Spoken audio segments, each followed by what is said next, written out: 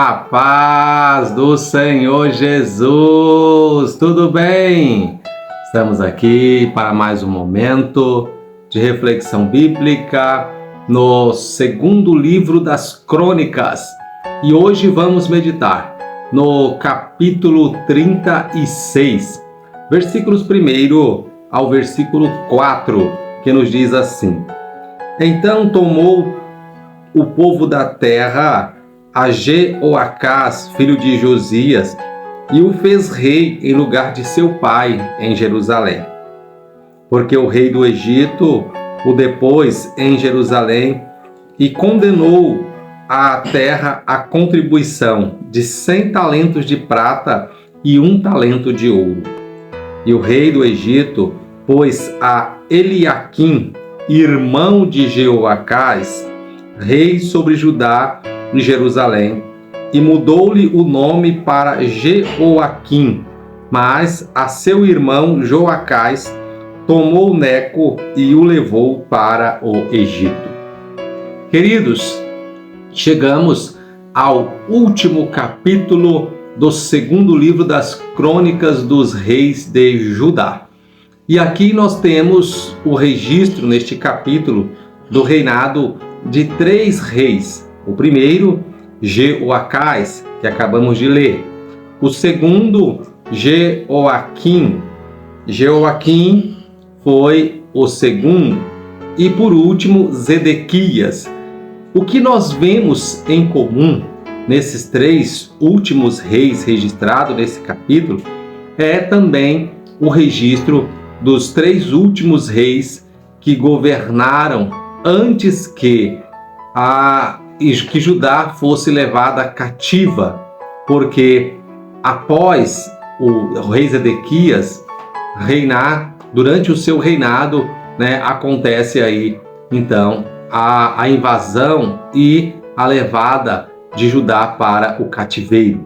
Isso é o que foi profetizado por vários profetas e que o povo experimentou por não atender aquilo que fora profetizado.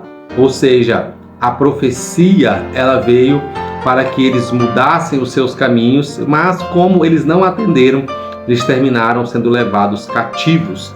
Então vamos para o primeiro, Jeoacás. Para entendermos o reinado de Jeoacás, precisamos entender o final do capítulo anterior, porque a Bíblia diz que o sucesso do reinado de Zedequias durou até que ele se ensoberbeceu e levantou-se por sua própria contra o reino do Egito, e na peleja contra o rei do Egito ele acabou sendo morto. Por isso nós vamos ver que depois que ele foi morto, o povo da terra pegou ao seu filho Jeoacás e colocou como rei em seu lugar.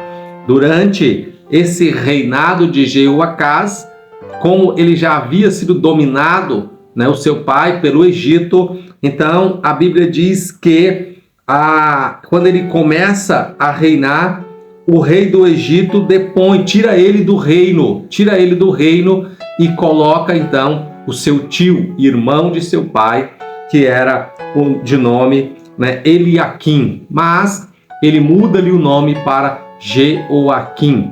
Então nós vamos perceber que a Jeoacás, olha só, ele tem a idade de 23 anos quando começa a reinar e reina apenas 3 meses, um reinado muito curto.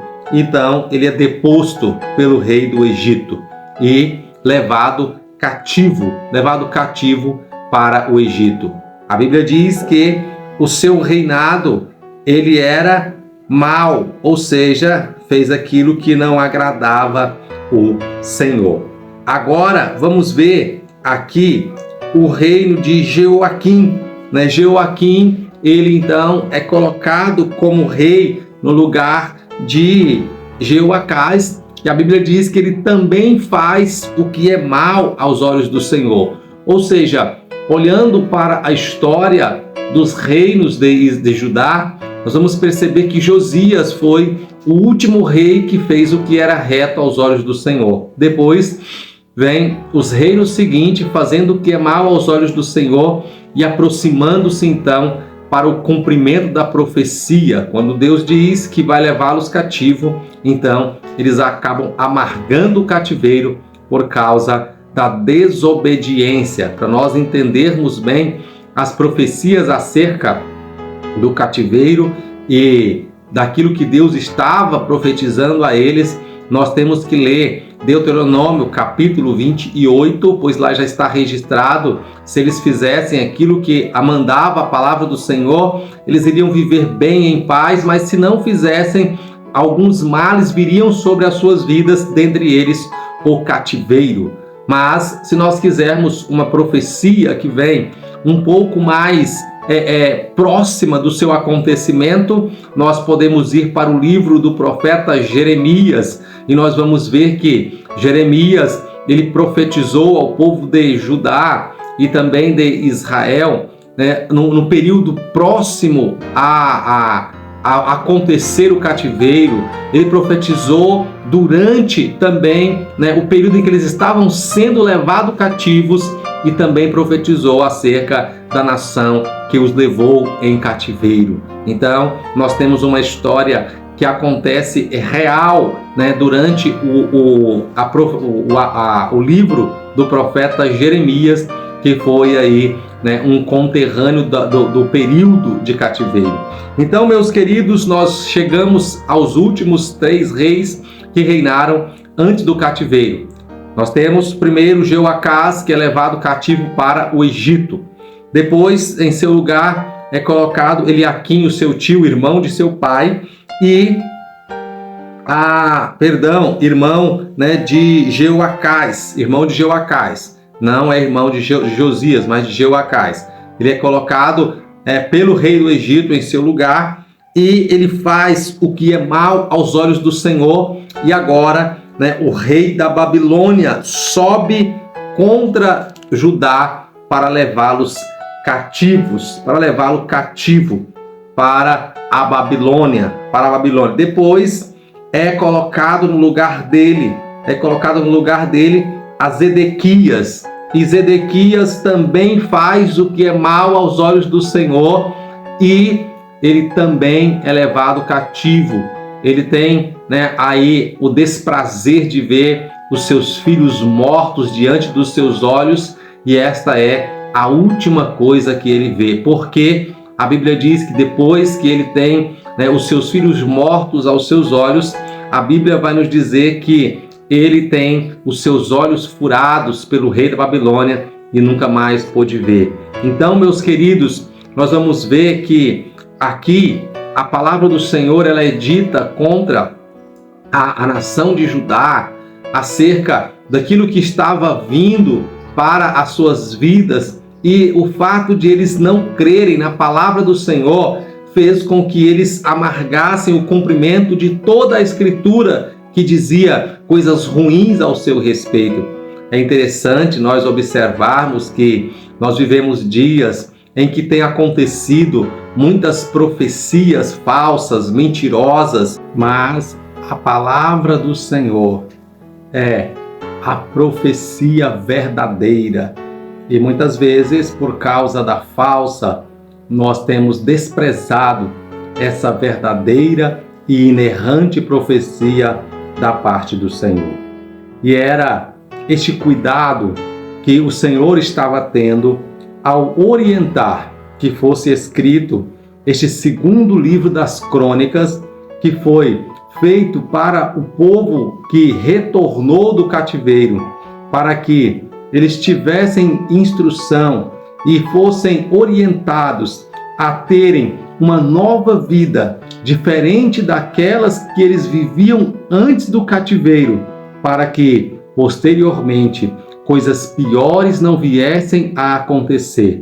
Pois lembremos-nos de Jesus, quando ele curou uma pessoa e ele disse que aquela pessoa não deveria, pecar mais, para que coisa pior não lhe acontecesse.